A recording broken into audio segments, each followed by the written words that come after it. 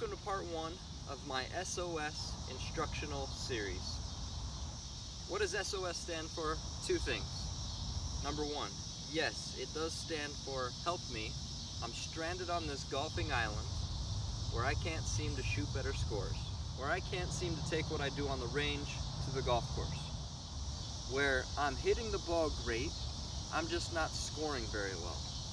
And number 2, it stands for the secrets of scoring. The secret to scoring is not grooving your swing on the range. It's not always about making better contact. It's not always about hitting the ball straighter. The actual secrets of scoring are the little things that the really good players do that separate themselves. And one component to learning how to play the game is actually having a sound pre-shot routine. And when I say pre-shot routine, there are 3 components. There's a thinking component, there's a feeling component, and then there's an execution component. Unfortunately today, I only have time to walk you through the execution component. The first thing they're going to do is they're going to stand in a line between the flag and their ball.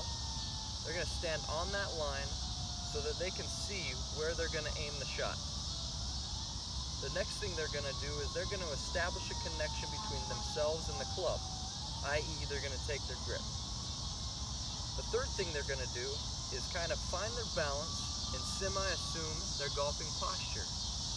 Now, because I've done that before I walked into the golf ball, here's what I've created. I've created from my arm to the club a unit of measurement. And that's how I'm going to position myself and get set up to the ball so much better than anybody else.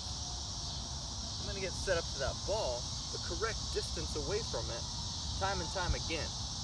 See how I did that? I built it before I walked into the golf ball. So I'm here, I've got my line, I know where to point the club, I've got my unit of measurement. The next thing I'm going to do is establish the correct ball position. So I'm going to do that by doing something very simple. Take a small step with the left foot, take a bigger step with the right foot. Now I have that ball in the position that I want it to be in, which is more towards the front of my stance.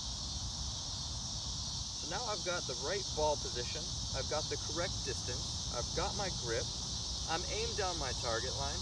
The last thing I'm going to do is look at the flag, I'm going to feel free, I'm going to look back at the ball, and all I'm thinking about in my mind is what that flag looked like. I'm then going to take a swing,